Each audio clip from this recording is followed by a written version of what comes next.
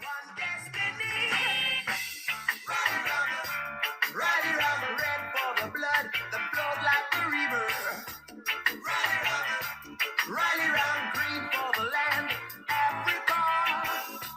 Rally round the yellow for the gold that they stole. Rally round we the black people. Remember when we used to dress like kings, conqueror of land, conqueror of seas, civilization from caves, oppressor man live there. I curse that day. Today, the made us slaves are saying, how can we sing in a strange land? Don't want to sing in a strange land. No. Liberation, true democracy. One God, one aim, one destiny. Rally round the flag, rally round the red, gold, black and green. Rally round the red, gold, black and green. A bright shining star, yeah, Africa. Catch Starliner right now, yeah, Africa. Good morning, everyone. Good morning. I'd like to welcome everyone. My name is Velvet Miller. I am the project director for Not One More. And this is a program sponsored by the Not One More project. It's part of our series of the community conversations. And today we will focus on Kwanzaa and its principles and what it can mean to supporting good maternal health. This program is funded by the Central Indiana Community Foundation, and we thank them for their continuing support. And just one bit of information about Not One More. Our mission is to really focus on Black maternal health. Our mission is to promote Black maternal health and to reduce the rate of Black maternal deaths. They're extraordinarily disproportionate, and our goal is to do whatever we can and make the difference. That's through and with community engagement and collective action. I am pleased to introduce to you our moderator for the session, Cheryl T. Cooley. Thank you, Cheryl. Good morning, everybody. Welcome to our Kwanzaa observance, focusing on Black maternal health and uplifting better outcomes for Central Indiana and the rest of the world. Dr. Maulana Karenga created Kwanzaa in the 1960s as a way to unite and empower the African American community. It's a cultural holiday and not an alternative to Christmas. In addition to the 7 principles, which we also call the Nguzo Saba, Kwanzaa has 7 symbols. The Mazao, which means crops, the Mkeka, mat, Kanara, candle holder, Muhindi, corn, Kikombe Cha Umoja, unity cup, Zawadi, gifts, and the Mashuma Saba, the 7 candles. 3 of which are red and represent the struggle of African descendants throughout the diaspora, 3 of which are green and represent the land and hope for the future, and 1 which is Black and represents people of African descent. The Not One More project honors the cultural tradition of Kwanzaa this year by connecting it to uplifting Black maternal health. Black and American Indian and Alaska Native women have higher rates of pregnancy-related death compared to white women. Specifically, pregnancy-related mortality rates among Black women are over 3 times higher compared to white women. Our organization, Not One More, does not accept these very real statistics as our reality forever. According to the CDC, 4 in 5 pregnancy-related deaths in the United States are preventable. More than half, about 64% of those deaths, happen in 7 days to 1 year after delivery. Our work at Not One More envisions the world in which Black women, Black bodies, and the reproduction of Black life is valued with the gaze, intensity, and care that should be a human right for all women. Our commitment for this work springs from our love of culture, community, and families. We deeply believe our solutions are within us and that we have the power, when matched with resources, to stop preventable pregnancy-related deaths. To help us honor the 7 principles of Kwanzaa for this community conversation, we've invited 3 disciples of our culture, head and heart devotees to the well-being, history, and future of Black people, period, to guide us through a consideration of how this cultural ceremony connects to the Black maternal journey. I'll introduce each of them, and then as I introduce each principle, they will each discuss the meaning of those principles with us, and then we will have a round of Q&A or a round of discussion with the panelists and our guest.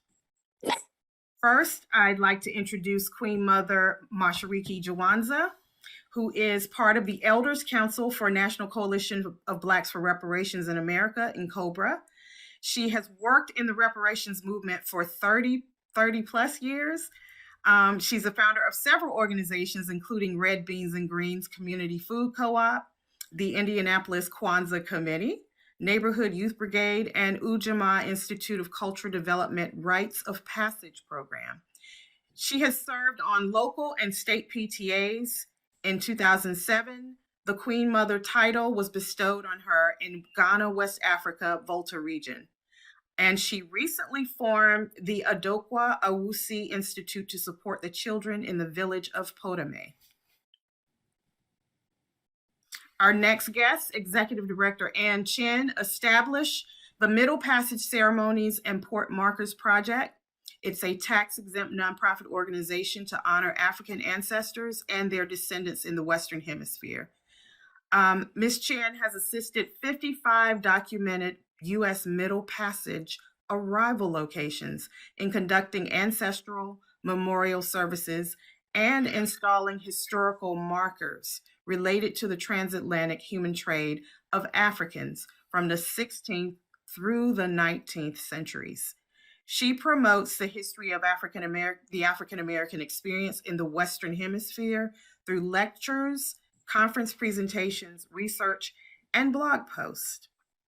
And our final guest, Dr. Onja Muid, is a National Health Commissioner of NCOBRA. He has a long history of human rights activism and advocacy on human rights, reparations, social justice, and liberation. In 2020, he began training as a duolo, the masculine form of doula, joining the birth equity movement in a real and concrete manner. He's co-chair of the National Relations Committee for the National Association of Black Social Workers and a member of Civil Society Working Group for the UN Permanent Forum of People of African Descent. And he holds advanced degrees in social work, he's licensed in mental health counseling, and has credentials in substance abuse and family development counseling. All of our guests, welcome, and we look forward to the discussion today. So we will start with each of the principles. We'll minimize this so you all can see. First, Queen Mother Mashariki and Dr. Muid will expound on the principle of Umoja as it relates to Black maternal health. Umoja, to strive for and maintain unity in the family, community, nation, and race. Asante Sana, and greetings to everyone. I am very honored to be here. I was very moved when Sister Velvet asked me to be a part of this. And I have learned so much. I initially told her, you know, this really isn't one of my expertise areas. And her confidence said, oh, you can do it. I feel like I can't do anything, but I did ask my dear friend Onja to join, because I do know that this is a particular area that he has studied and he knows about.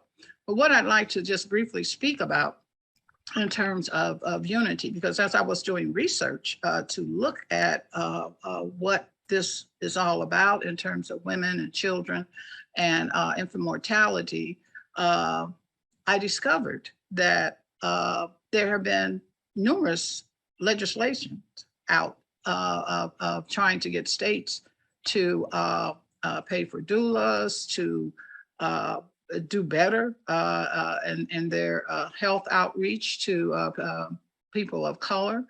And I learned about this legislation. So when I think about Umoja and unity, what we have to do as a people is to inform ourselves. Not only inform ourselves, we then have to take action. And although my signature or I didn't make a call pertaining to that legislation at that time, I will really be more vigilant about that. And I encourage our community to do so. If we could get this unity question worked out, how far advanced will we be? Of course, we can move as a people to do better about this, but we have to look at our history and see that none of this is new. None of this is new. 50% of our babies during the enslavement period died before they were a year old. And we are here in 2022. We don't have those particular numbers, but we still have statistics that show that our people, our women, our children are not being valued. And that is something as a community we have to speak up about. And that's where Umoja comes in, that we collectively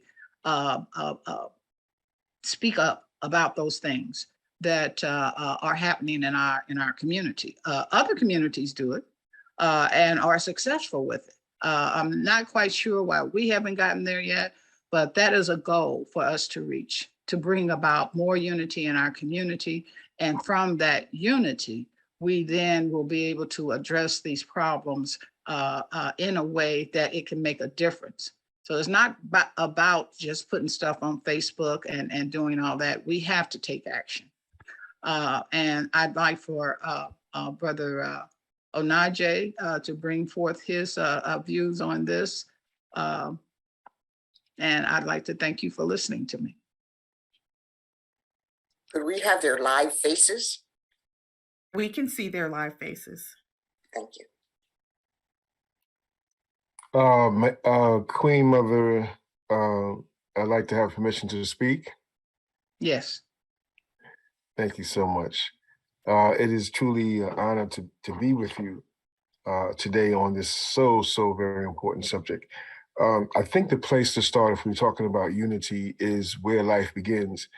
All life begins in the Black womb. All life on this planet began in the womb of the Black woman. And from her womb, she in fact created worlds. Scientifically, the Black woman is the only organism that possesses the mitochondria DNA that has all the variations of all so-called shades of humanity. When the DNA of the Black woman mutates, when it changes, it alters, then we have all the other so-called races. There's only one race, and that's really the African race. And that is the human race. They call this the Eve gene. So when we start there, we start from a place of resource, of abundance and miracles, right? I mean, is there anything closest to God other than the womb of the Black woman, where all creation comes forth from? So we want to start our discussion from that place of strength and acknowledgement. So we give acknowledgement to our ancestors, and particularly to all our mother ancestors through which all of us have come into existence. Umoja, to strive for maintain unity in the family, community, nation, and race. How can you have a family if there's not a birth? So this principle itself really celebrates Black women and her role in creation of the whole planet. And from the family, we can build community, and from the community, we can build nation, and from the nation, we can build race, and that's the human race. But we start with that affirmation first, and then from there, we begin to look at those things that interrupted the cycle.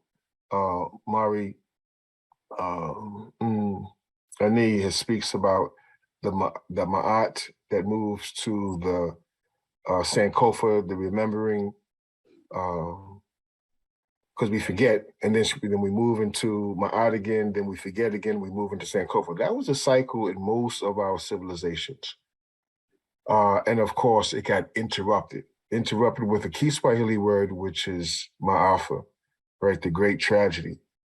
So we are people reclaiming our identity, our purpose, and our direction. We are people that's regaining our responsibility to family, to community, to nation. Because remember, the war waged against us had to destroy the family, had to destroy the community, and certainly destroy the nation. Why? Because that's the basis for resistance. That's the basis for self-determination. So we are now in the process of which we call Wahini Misu, which is a Kemet word that means rebirth. It means the restoration of Ma'at, of order, of balance, and harmony. So when we look at Umoja, we see everything is contained in the Umoja by itself. We could actually stop there, but we go further by delineating the other 6 complementary values of Nguzo Saba to give us clarity and give it specificity. It was Mari Evans who said that if you make a people mystified, dependent, subordinate, and powerless, you have colonized them. So we're living in a domestic colony.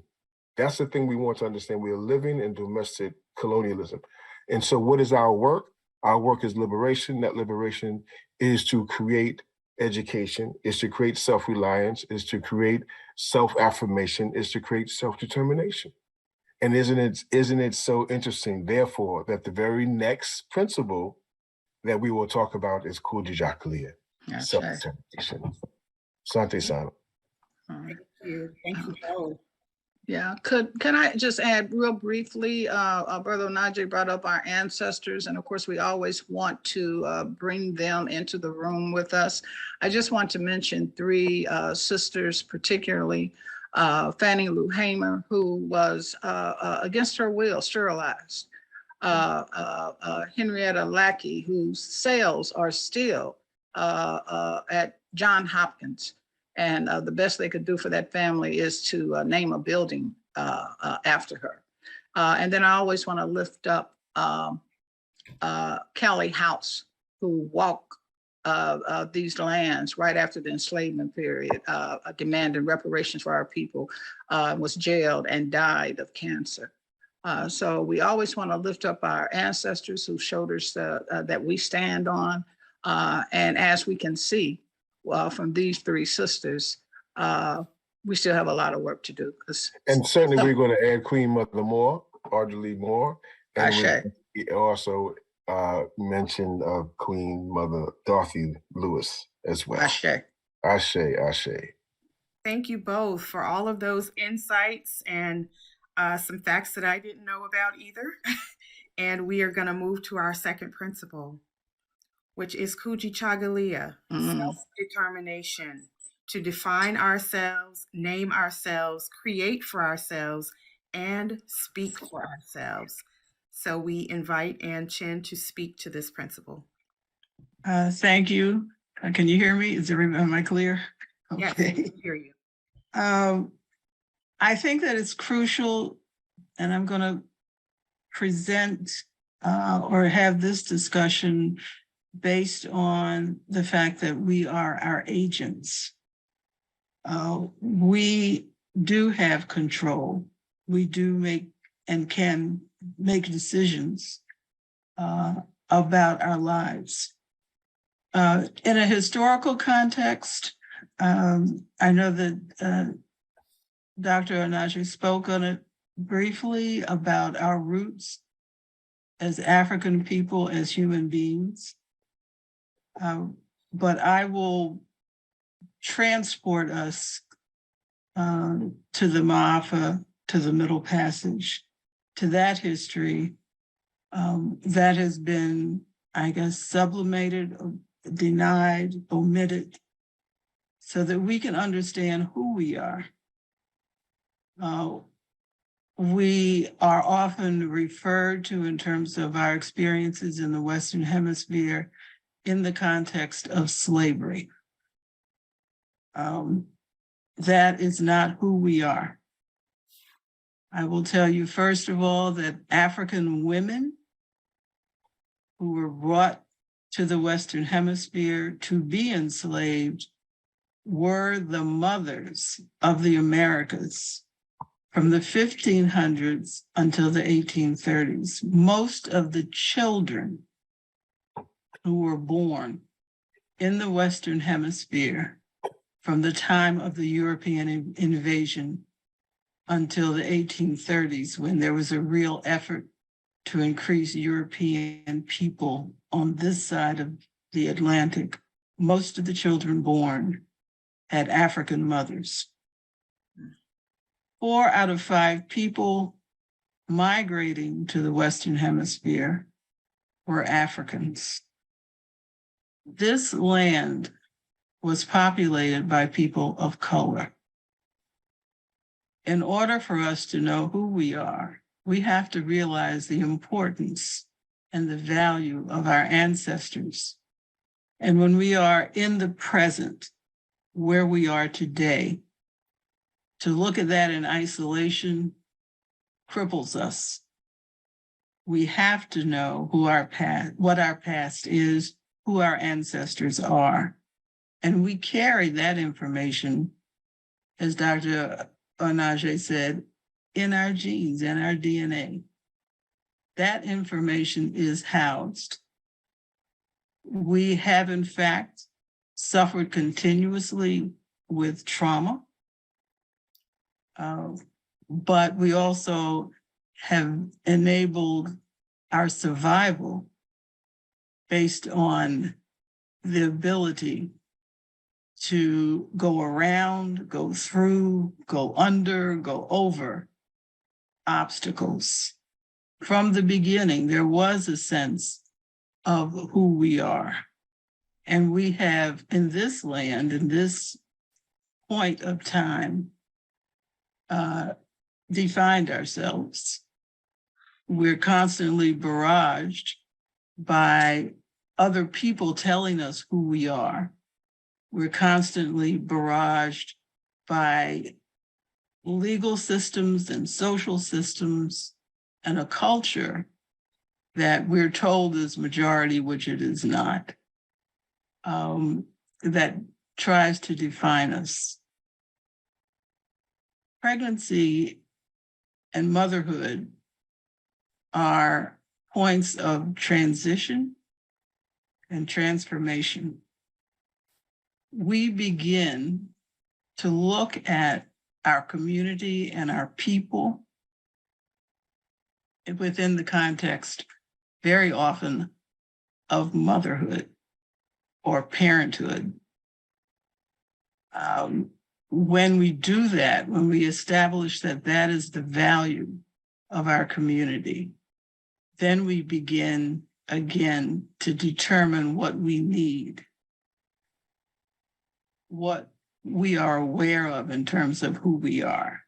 And then to go back to the principle of unity, then we can begin to form, even if in small pockets, action that protects and sustains and maintains.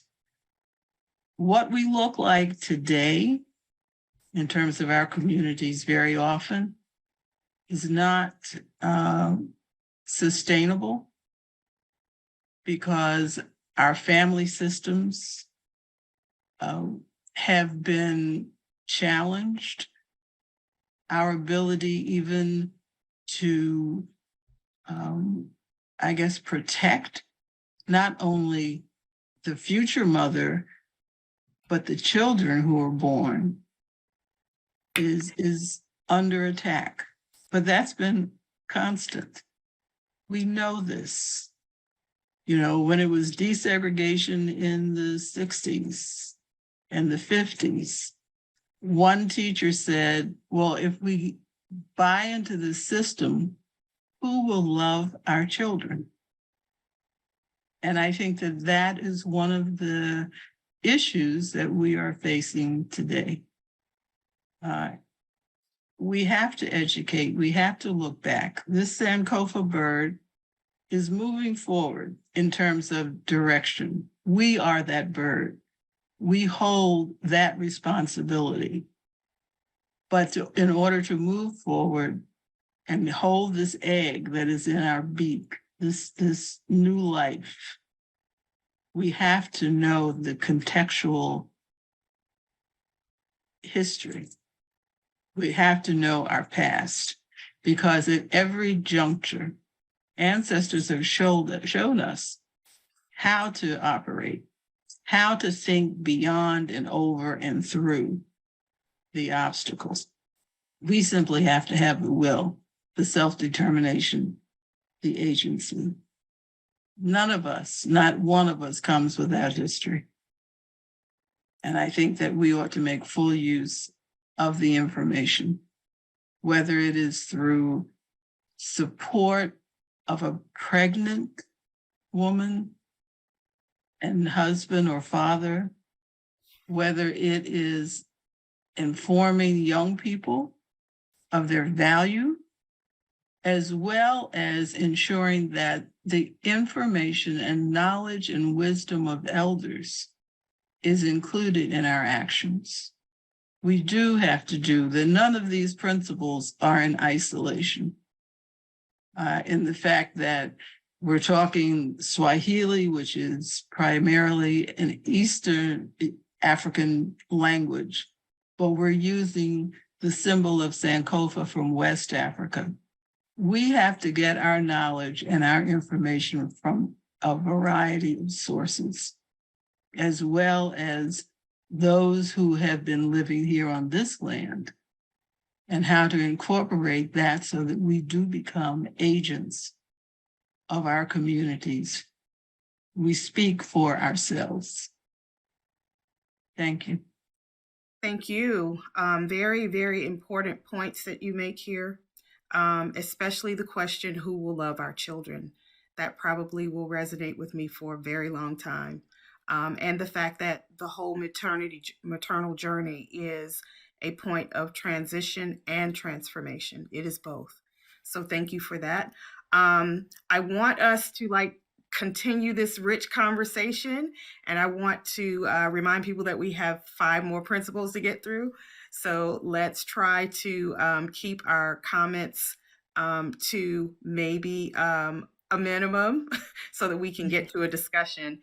But I appreciate everything everyone is saying, and we will go to our next principle.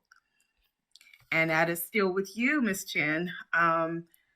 Ujima, collective work and responsibility to build and maintain our community together and make our community's problems our problems, and to solve them together. Well, I would say that over the last 5 years, and I will use this particular community as an example, Africa Town in Mobile, Alabama. They were established by the last group of enslaved people who arrived in 1860 on U.S. land. And once they were emancipated after the Civil War, they established a community pretty much separate from, I would say, the other emancipated groups. So it was about 110 people who arrived, and they established Africa Town. And they have, with the recent discovery of this last ship, the Clotilda, they have begun preserving again this community. Those who were the descendants of these people have formed a foundation. They're building a cultural house. They are also reinstating housing. They are challenging the environment because there was a paper mill that polluted pretty much a large portion of the water source around the community. And 2 years ago, they stated that if we use in our collective work a sense of the 3 H's, your head, your mind, your heart, which is your love and your emotions, and your hands, that you must do the work. You know, we have to get beyond this saying what's wrong, finding fault, feeling as if we're victims, and do the work. There's an old saying with Junebug Jabbo Jones, who was part of the commentators during the Civil Rights Movement, you know, Mr. Say ain't nothing, Mr. Do is the man. And I think that that's one of the principles that we have to, when we talk about collective work and responsibility, each one of us plays a role in the lives of the parents, the grandparents, the professionals, you know, to build up again this sense of acting as a community. Not that we're all going to agree on everything, but we do have a collective responsibility to maintain and sustain, especially our young parents and our babies. Thank you. Your mention of the discovery of the ship Clotilde reminds me of a film that I saw back in October called Descendant, which deals with the very thing that you're talking about. So I would encourage anyone who hasn't seen it to see it. It is a very beautiful documentary about what the people in Africa Town have endured, to put it mildly, in order to be where they are now. Yeah, and it's available on Netflix. If you get Netflix, you can get that film. Yeah, I think that it's a wonderful model. But, you know, as I say, historically, you know, Black communities have been doing this continuously, you know, since we stepped off the boat, actually, while we were still on the ship. Yes. Okay. Our next principle, Ujamaa, cooperative economics, to build and maintain our own stores, shops, and other businesses, and to profit from them together. I guess that's mine too. So That I is will speak on that. We have successfully built businesses. We have successfully practiced professions that have supported and sustained us. That's historical. But, you know, I always have mixed feelings about viewing, quote, integration, which really never occurred in terms of equality across the board or justice across the board.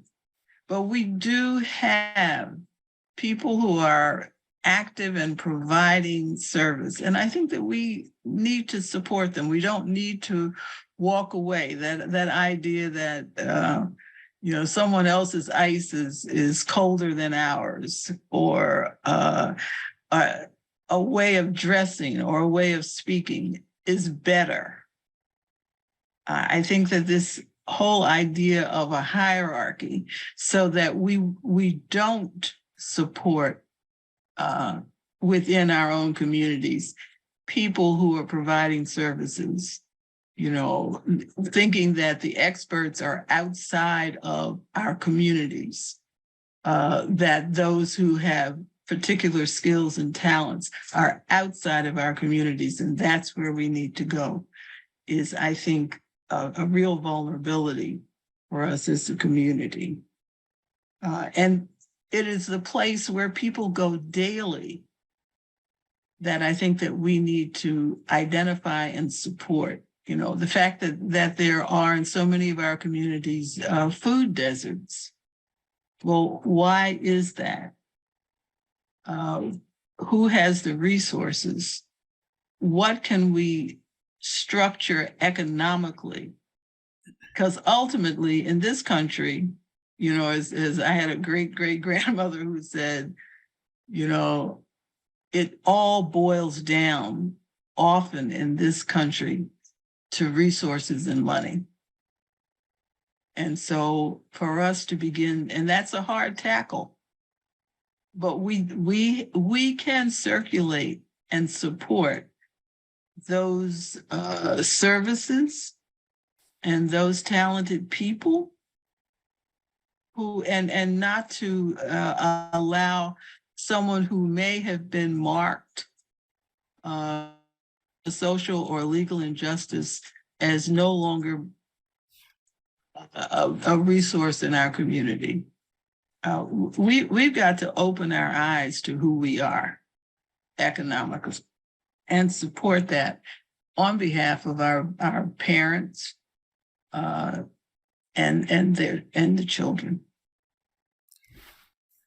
Ms. Chinn, I don't want to put you on the spot, but are there ways in which you see this principle in action for Black women who are in their maternal journeys? Are there ways in which they should consider cooperative economics while they're in that journey? Or ways in which our community can consider cooperative economics as ways to support them? I think probably when we talk about information, you know, booklets, pamphlets, where the resources are. All of this infrastructure money that has been put into the communities lately, you know, where is it going? Who is it targeted? I mean, we don't even know within our own local communities what is available very often. A lot of the programs have restricted regulations, but a lot of that was waived. You know, how we access resources, where we even put the information. You know, I see a list of where you say the nail salons or where there are products for babies. You know, young people have wonderful ideas. They put them out there, you know, but do we support that in terms of products? I mean, this is a commodity-based society. You know, who are we supporting that's doing the creating? I think that those are some of the things. And what is the information that is available? I mean, you know, a food desert is an issue in a community. If you can't get quality healthcare, if you don't even know what your diet ought to look like, you don't even know the signs of what may be signs of a dangerous pregnancy in terms of an issue. You know, this door-to-door community, individual connection, it can't be relied upon by social media. We've got to get out there and touch people. It's got to be face-to-face. You know, you got to keep track of who's in your community, you know, who may need that sort of economic support, whether it's through the church or the health system. You can target and access through many channels. We need to figure that out. Thank you. Okay, we'll move to our next principle. Nia, purpose, to make our collective vocation the building and developing of our community in order to restore our people to their traditional greatness. Ashe. Yes. I would like to first share with everyone. There's a Kenyan saying, and this is going to be my motto for a while. When Kenyans meet each other in this particular area, instead of saying hello, how are you, their question is, how are the children? And if we ask that question among ourselves, I think we know, what the answers are. So when we look at restoring our people to their traditional greatness, we have to look at our children. We have to look at education. I'm so glad, Sister Ann, that you mentioned Descendants. I've been telling everyone about that film. It is so powerful. It is so powerful. And one of the most powerful things that I saw in that film was the descendant of those enslaved Africans, and from 1860. And we all know what happened in 1865. So this descendant said, my ancestors that came on that ship were still looking to Africa. They discovered that the enslaved people who had been born on this land no longer looked to Africa. And so in order to restore our people to our traditional greatness, we must put forth the education for our children and our people. All of these principles work together and they're interchangeable. And I would like to say to people who are listening, who maybe do not practice Kwanzaa, if you don't do anything else, look at this value system that we have here and look at our condition. These are some very simple words, but powerful and meaningful that we can utilize in our lives, that we can teach our children in terms of values, because we're getting away from that. We mentioned social media. And so, we don't have that touchy-feely where young people are comfortable speaking to us. We have to go to them and we have to create the type of atmosphere where they are comfortable. Our traditional greatness, when we were home in Africa, of course, everyone has their difficulties and their problems, but the systems were lined out for us. And ever since we've been here, we've been in a state of confusion, trying to figure it out, adopting other people's ways and not our own. And so what this principle is telling us, let's do Sankofa. Let's get back to those things that we know that have worked. I was born in 1950. My mother had me on the couch. What's the first thing my grandmother did? They tell me to go across the street and get Miss Hopney, who was the midwife. We used to have those type of systems and those types of mechanisms to help us through life. And it has changed, y'all. And so we have to restore that.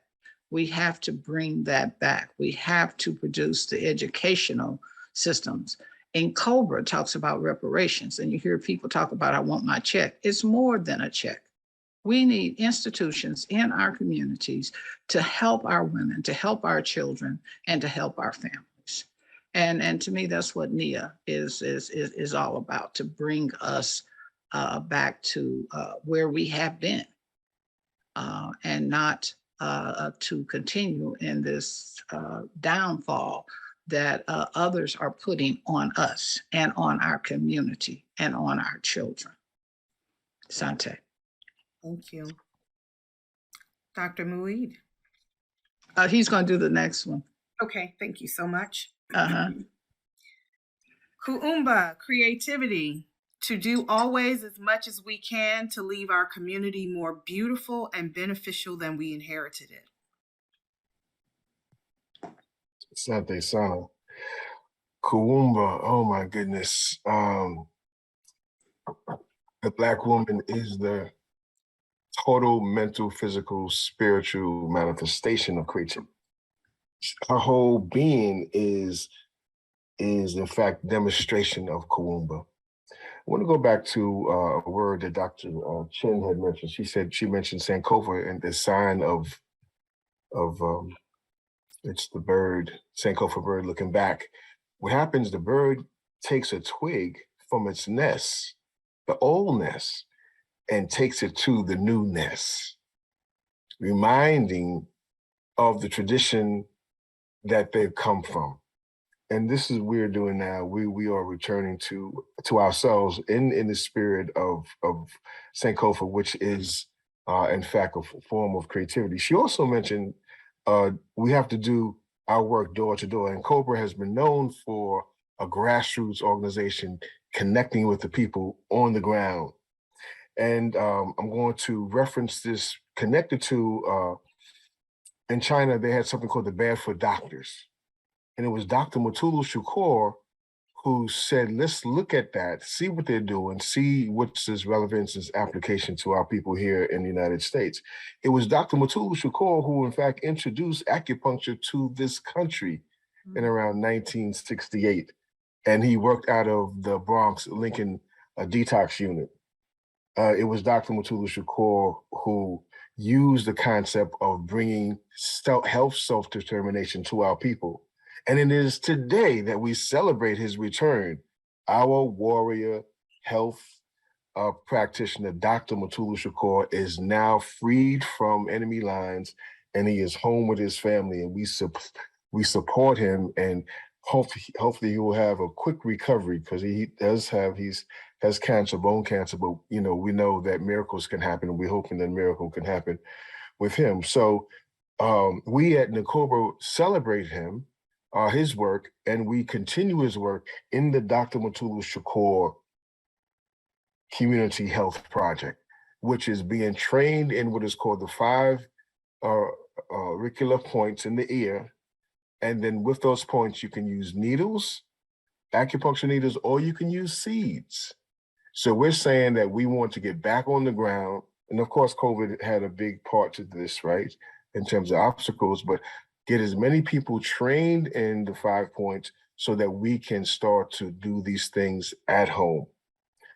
I want to say the second point in terms of Kuumba that is really something that is just coming into being in private. This is the first public place in which is being discussed, and that is the new Black birthing model.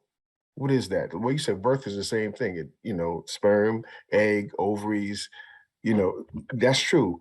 But the social organization around the process has to be enhanced. And what is that enhancement? The enhancement is every Black birth should have a midwife, should have a doula, which is the person that usually is a woman that attends to the needs of the expecting mother, but also what is called a doulo.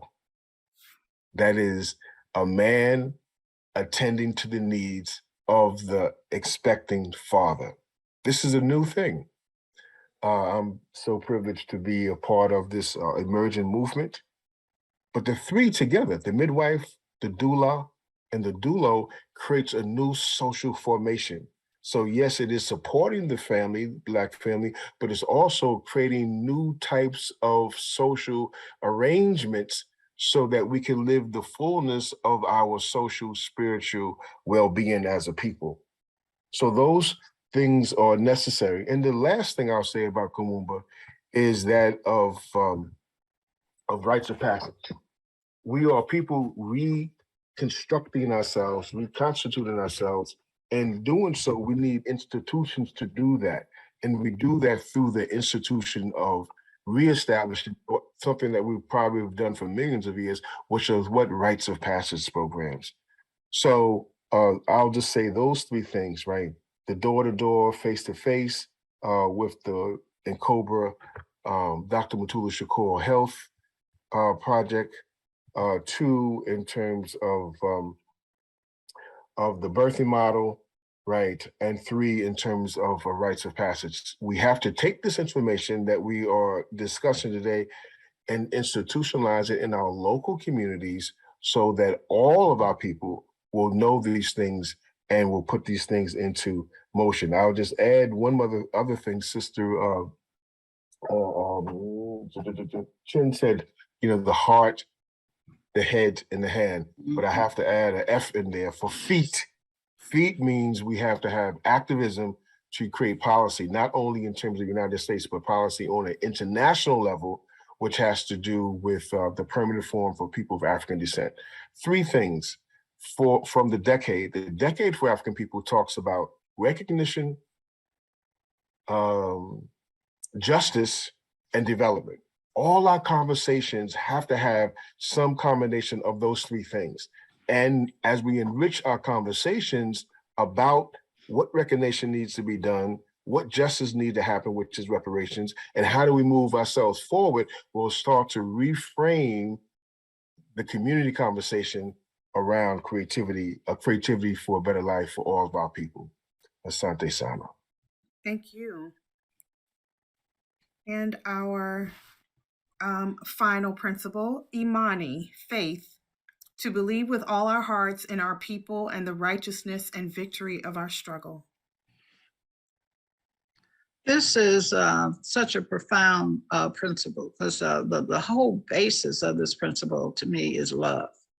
And we have to learn how to love ourselves, love each other, and bring about the faith that we need in our leadership, in our families, and in each other. This system is designed for us to do the exact opposite.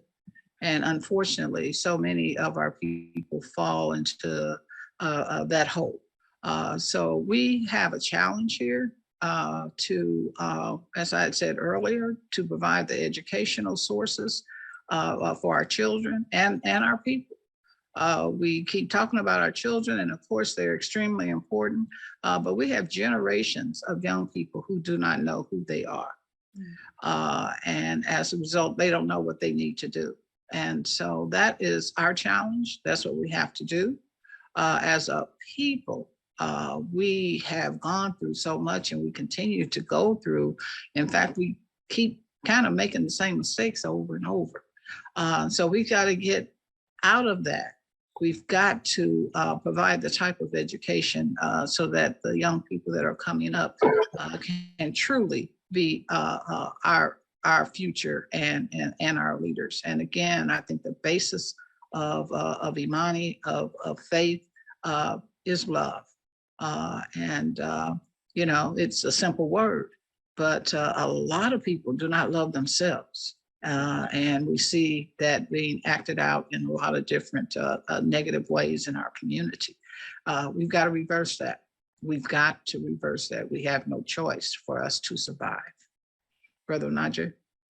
Asante Sana. Imani, my wife, Dr. Fatima Hafiz, her middle daughter, her name is Imani. And we have successfully stepped back as elders as we participate in Kwanzaa, and all the children now actually run Kwanzaa, the Kwanzaa families activities. And one year, Imani says, no, I think we need to start with Imani. And everybody thought about it, like, if you don't start with faith, how can all other things even be possible? So she used her creativity, and we want to have our children develop a critical analysis, be able to think critically and act critically, right? And yes, and all these things are interdependent. So no one principle can stand by itself, but they all are interdependent. But when we speak of Imani, we're saying that, and we make a distinction between faith and belief. Faith is something that is illogical. You can't prove it by any so-called material existence.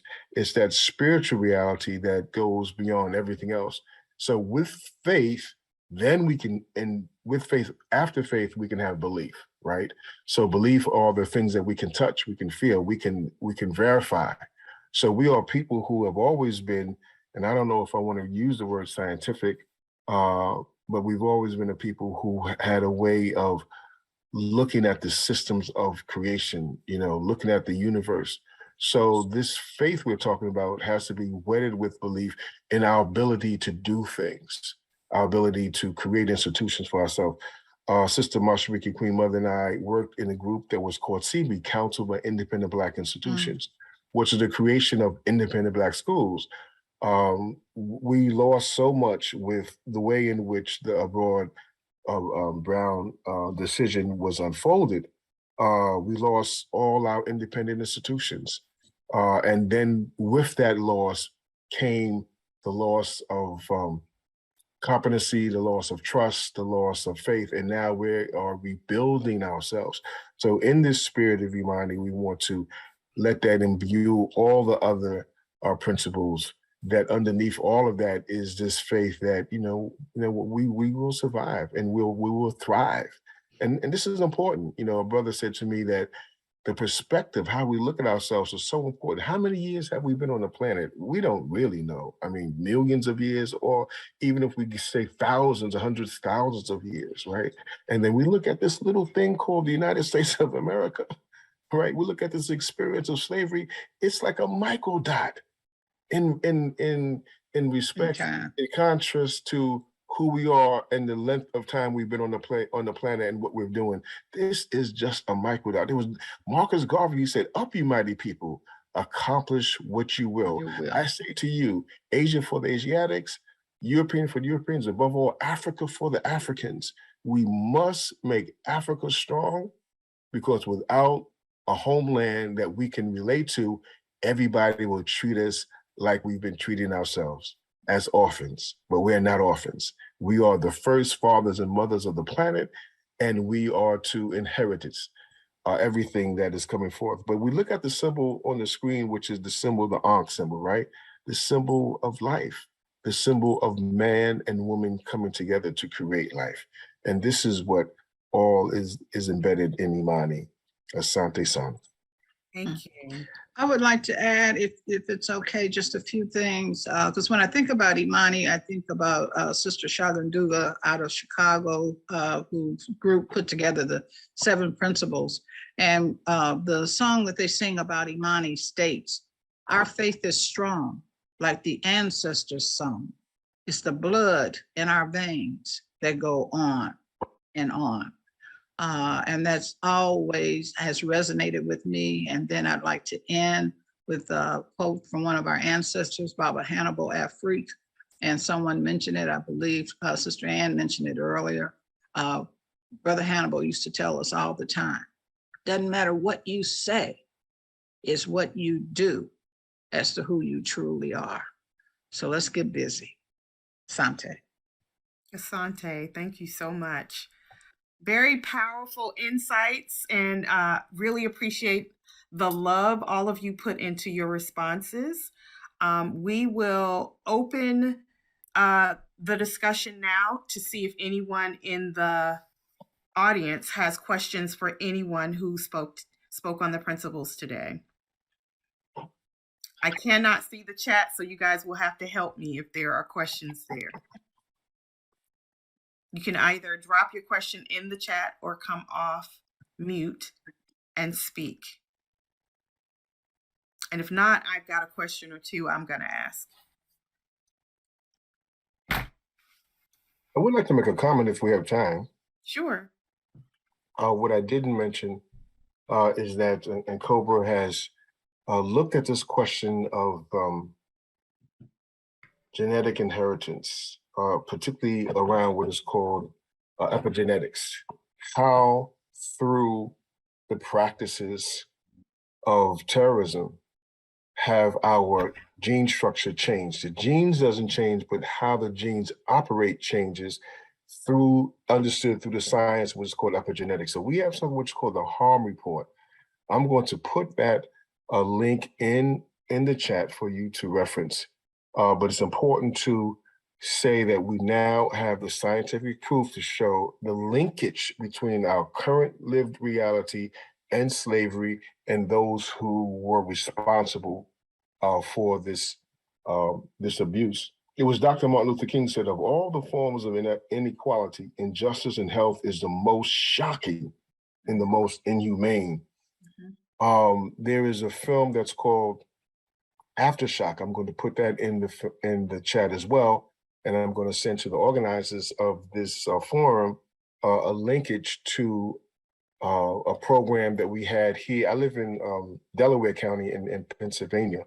And we had a program at Widener University where we showed the film Aftershock and had a panel discussion. So I'm going to make that available as a resource. So the same way that this is being taped, now those here have to go and share the tapes with your family, with your organizations, and can start to compile all this information. So we're creating our own libraries and we're creating our own source of information. So I just wanted to mention the harm report.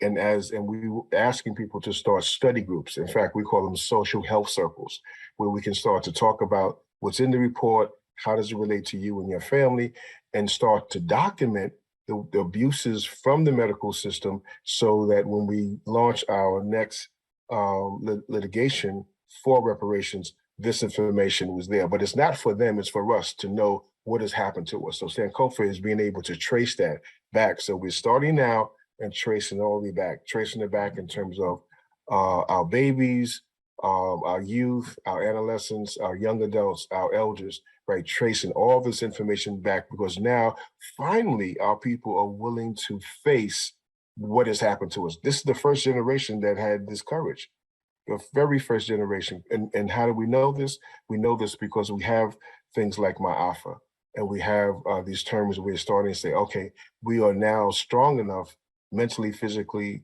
spiritually to face what has happened and discuss it. Remember, when we came from down south to up south, we didn't want to do anything, have anything to do with farming because it was just too painful for us.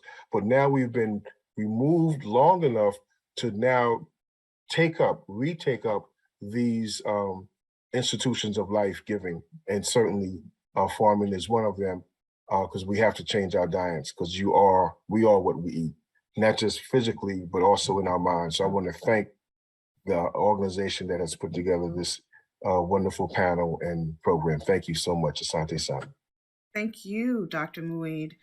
And that moves into a question that I have around what resources do you think we already have access to that would help us begin to address in a very deep and broad way the issue of Black maternal mortality. So I really appreciate the fact that you lifted the health resource groups getting together and discussing these things as one possible approach to us dealing with the issue. Another thing I'll raise here that has been my own personal experience is that a lot of mothers that I talk to seem to be a little bit distrustful of the entire doula resource. They don't understand it, and they're not really into using that resource during their maternal journeys. So I want to know, how do you think we can begin to shift some of this thinking as a means of addressing what the bigger issue is? And it is that Black women and children are dying. Black families are harmed by those beliefs and by a system that sometimes doesn't take women seriously. Women who know their own bodies sometimes in ways that doctors can't. How do we begin to address that? Yeah, I would say the first thing to do is to on Hulu, the movie, the documentary, Aftershock, is in your living room. Those who see the importance of the subject, we take the lead and we have these living room chats where we show the film and we can start to share the information that's in the film. And in the film, you're going to hear discussions of doulas. You're going to hear the statistics in terms of Black women do better when there's a Black doctor. You're going to hear the statistics that they do better with a midwife than they do in the hospital. You're going to hear the statistics that most of our women who are dying in postpartum is because they're the ones who were forced to have a cesarean birth, and which is not necessary. In some cases, it is, prudent, but in many cases, it's not. So we'll start with something that is very basic, and it's us talking to our people, right? Shani Benton, who lost her daughter, and Omari Maynard, who lost his wife, right? And there are other people in the film. So we'll start by showing that film and having those discussions so we can start to reveal the true information and then connect with those people who are delivering those services. So once they see the person and they can have those discussions, they begin to say, wait, well, that's my cousin. Well, that's my friend. I went to school with her brother, so forth and so on. We have to create that familiar family connection. And once we do that, we can bring in first with the information, then comes the consciousness, then comes the trust, then comes the action. Got it. Thank you. Does anyone else have anything to add to that? Yeah, I oh, I'm sorry. Oh, Queen that's Mother, go okay. ahead. I agree with everything that Brother Onaje has said. And then I want to reiterate what we had said earlier in terms of education. With young people, we have to reach them where they are. And that can be most difficult. But where are our young people? They're at the nail shop, the beauty shop. You know, they spend a lot of money at the mall. And we have to create an educational a system that allows us to reach them. We need to be reaching high school students because, you know, there's more and more teen pregnancies. Well, we have to provide education because so many of our children, I hate to admit it, use abortion as birth control. And so I'd like to also lift up an organization, the Community Healing Network. If you're not familiar with them, I think it's a group you might want to get connected with that has healing circles and does a lot in our community. And I'm sure Brother Onaje is open to any of you all joining the Health Commission. He has put together a very powerful commission of practitioners and community people. And we collectively can figure out how best we can reach our people. But we have to reach people, particularly young people, where they are. And unfortunately, I've got to jump off and go deal with some young people.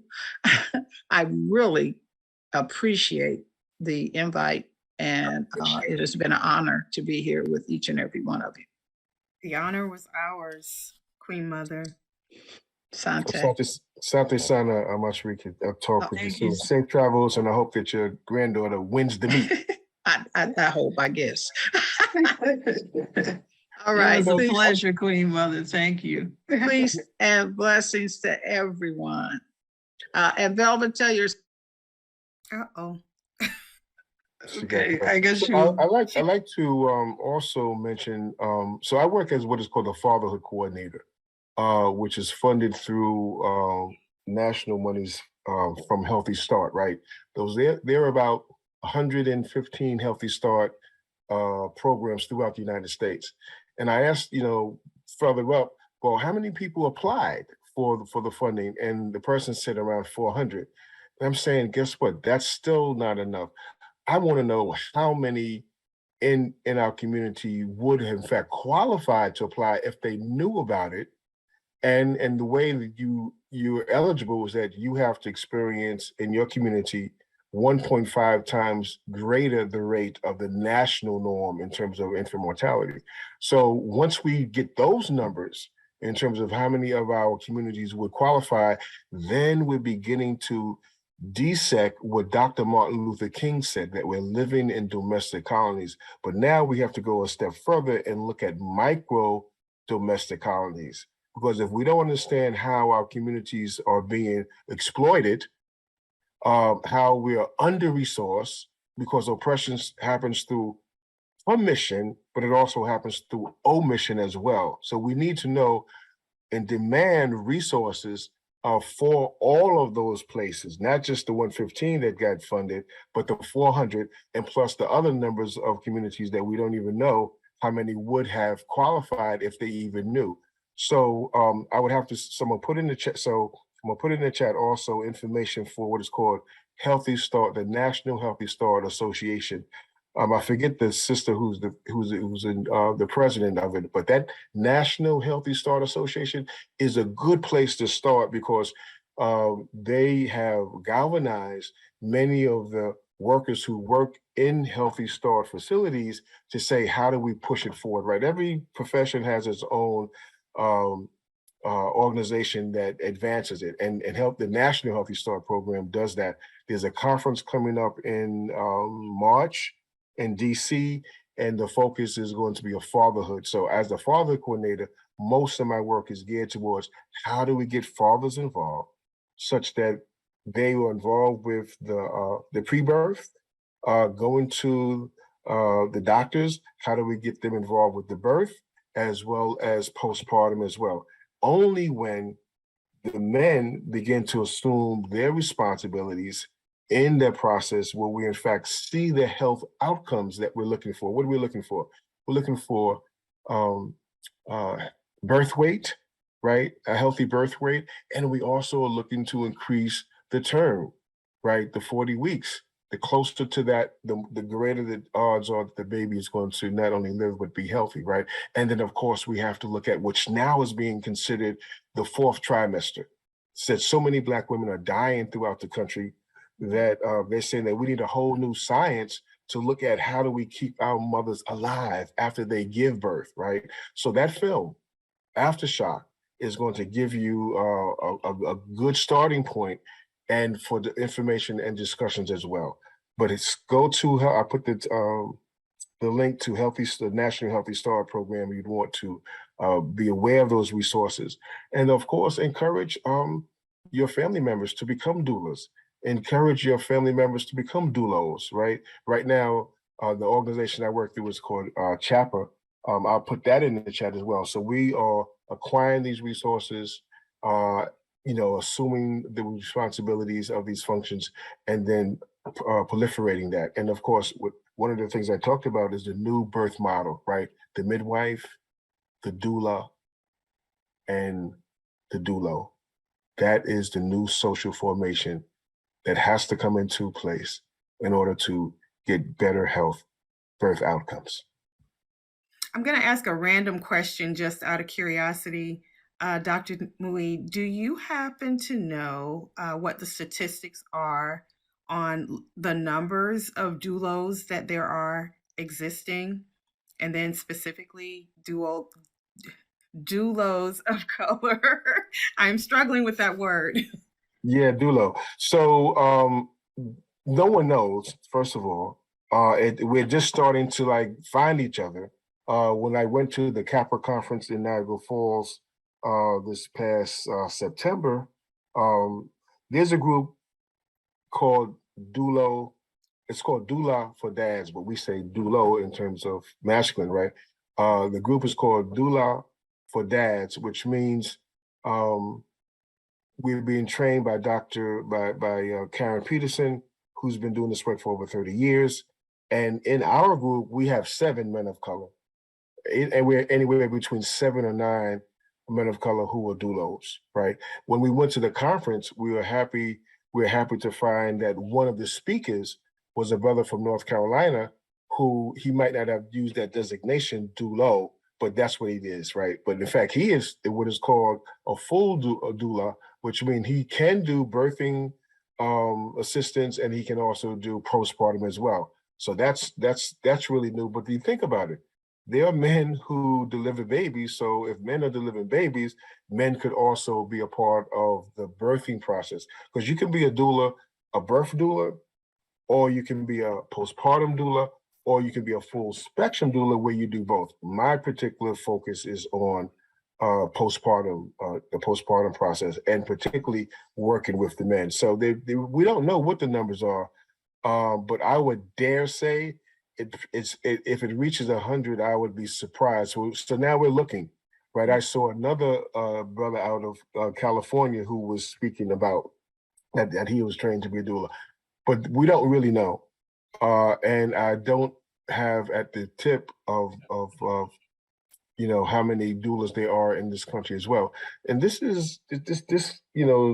subject is so important because we were the mothers were the natural ones that did this for millions of years, right? And of course, this system, the way it works, they co-opted, right, and pushed Black women out of being midwives, saying that they're dirty, they're this, they're that. Now, of course, this is after we fed them as a wet nurse, feeding their babies. Right after they got everything for us, they wanted to throw us away. So we were doing all of these things. We were the midwives, and we didn't use the word doula, but we were doing that as well. So now there's a fight. There's a fight underway to regain, right, the position. So there's some states that actually pay for doulas. I work for the Foundation for Delaware County. We just started a program where women who qualified for Healthy Start, they can actually get a doula, right, without having to pay anything. Most of the doulas are private practitioners, and they, charge a fee according to, wherever their fee structures are. But our work is to get funding for doulas in every state. Our work is to pass what is called the Mommy Bill. I put that in the chat. We need you to call your senators, call your representative, and call 3 friends so that we can get this legislation passed in this legislative period. It's called the Mommy Bill. I put it in, and if some of you have come late, maybe you didn't see it, but I'll put it in again so that we can do the advocacy. Thank you so much for all of that information. I want to, before we move back to you, Sister Chinn, I think someone in our audience wanted to speak, ask a question, or make a comment. Audrey Rowe, if you can unmute yourself. It wasn't me. Oh, okay. I'm sorry. Sorry. All right. Is there anyone else that I've missed in the audience? Okay. Sister Chinn. Yes, ma'am. You wanted to speak to my question? Yeah, well, I think that what we're talking about, what each of us, as we hit on the principles, is community organizing and education. I mean, to sum it up, we have got to take it on. I mean, that to do the outreach, to pick up our buckets wherever we are and do the work. Whether it's in terms of resources, whether it's in terms of creating venues that identify the values and then support them. Intergenerational work. I'm looking at who we're speaking to today and who's speaking. Where are the young people? I think that the Queen Mother did raise that we have got to figure out, how to connect and support creating leaders with our young people.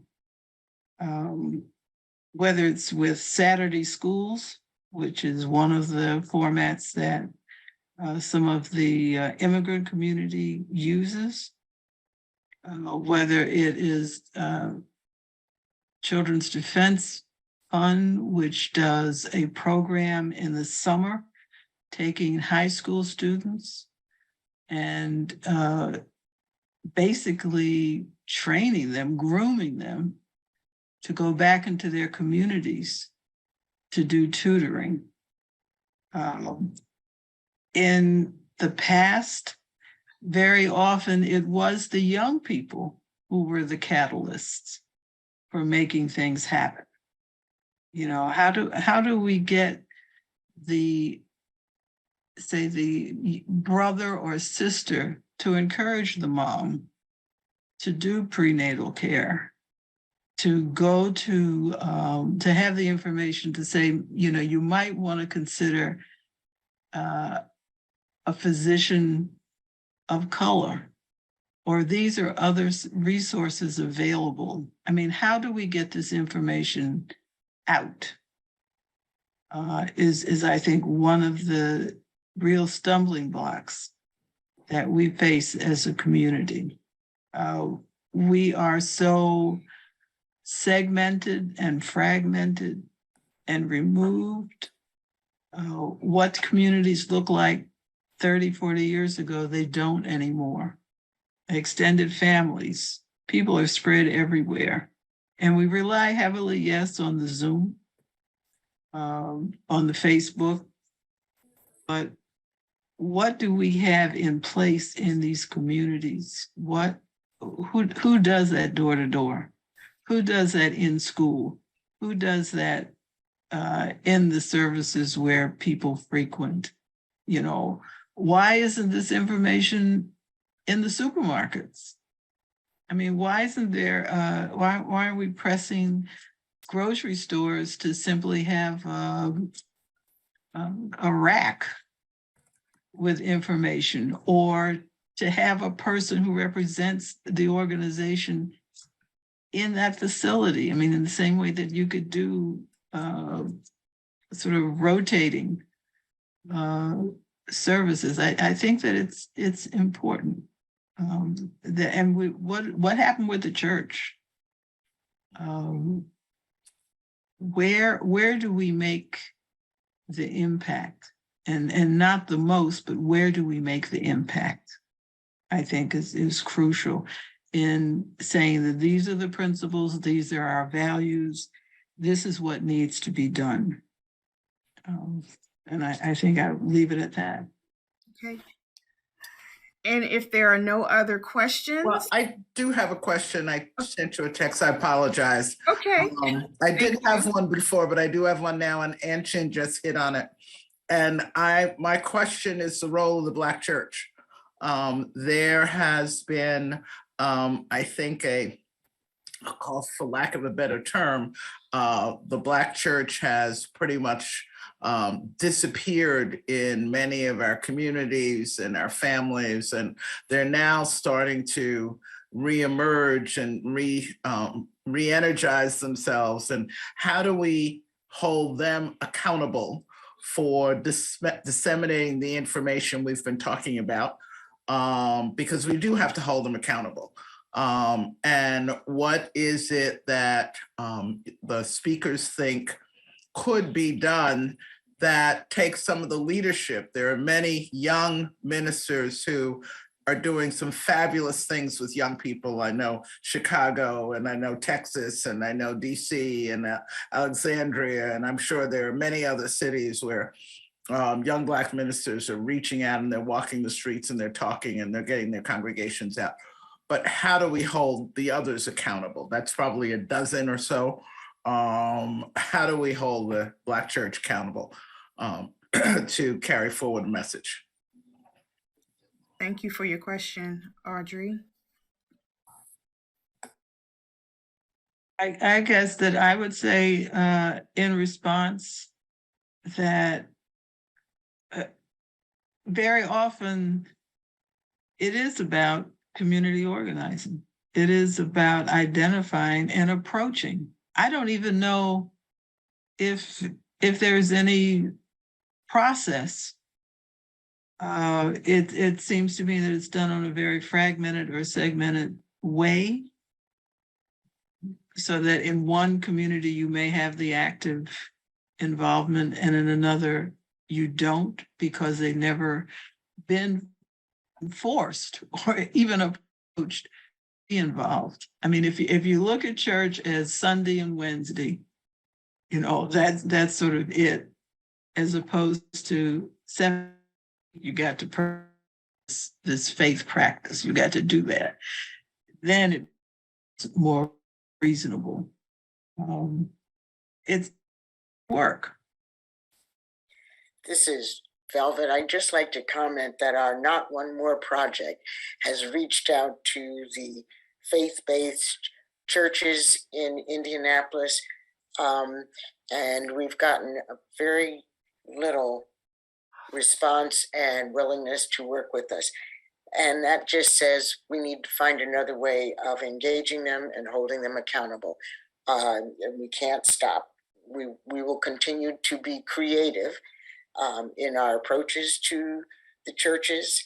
And maybe it's through the women of the church that we make the inroads, and the women's groups within the churches. We have begun that. We will not let up, and believe that it's an important channel and route to go. So thank you for those suggestions, and just know that we will not stop.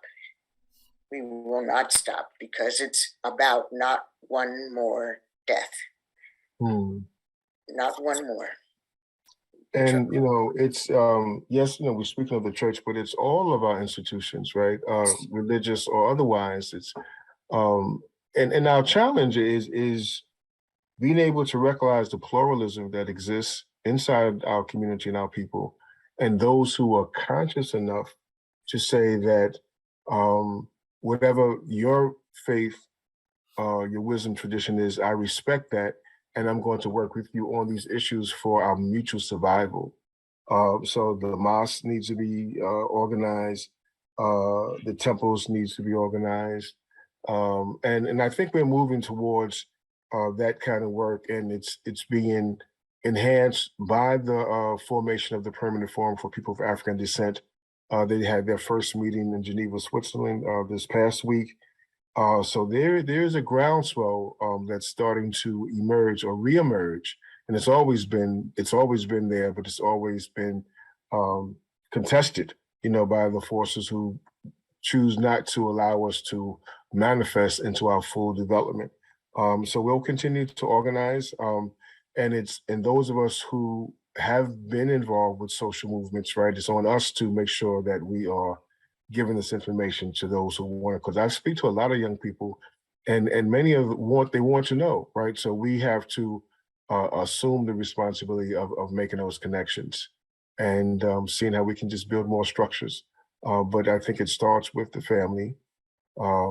Starts with how do we get Kwanzaa more appreciated and used, participated in by different families, and those families come together, so forth and so on. We will continue to work and survive with these principles of Kwanzaa. So I want to thank everyone for the invitation and say that please do join an organization. Certainly, I would invite you to join in COBRA, the National Coalition for Blacks Reparations, and I also invite you to join the National Association of Black Social Workers. And some of you might say, "Well, I'm not a social worker." Well, yes, you are, according to our definition. Our definition: if you're doing community work, you are a Black social worker, and you have the right to join our organization. Because it's only with collective work and responsibility that we will really get this thing done. It was mentioned earlier about Community Healing Network. They have a program every Tuesday. They call it Emotional Tuesdays, lunch break, which is a good place to start. So we have to find places where we can feel some level of connectivity and liberation with ourselves, and continue to build these liberation zones. And this was certainly a liberation zone tonight, this afternoon. Again, Asante Sana, thank you very much. Thank you, Dr. Muid and Sister Chinn and Queen Mother Mashariki, although we know she is traveling right now. We appreciate you guys bringing all of your knowledge and wisdom to this discussion. And we really, really appreciate the fact that you guys are standing with us in our mission and our cause by doing your causes and your work in the world. For those who are on the call with us today, listening to the conversation, we hope this has been enlightening to you and that it inspires you to get involved in this issue as well. We are going to wrap it here. Thank you all so much. We are wishing you a very pleasant Saturday, and hopefully we will see you in action. Where is she? Come on back, peaceful. Whoa, easy now. I'm wish for your dad. I've been walking with my face turned to the side.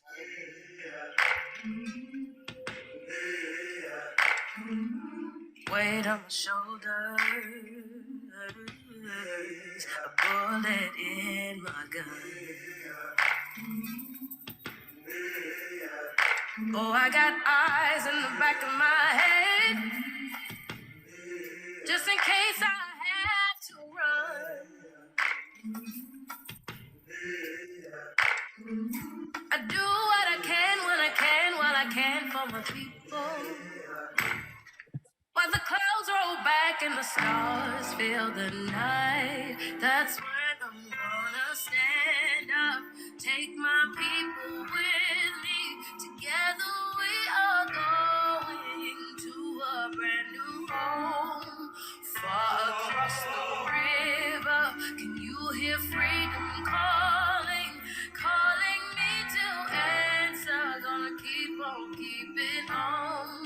can feel it in the bone. Needed 100 miles to freedom. Would you like to pick a new name to mark your freedom? Parentdom.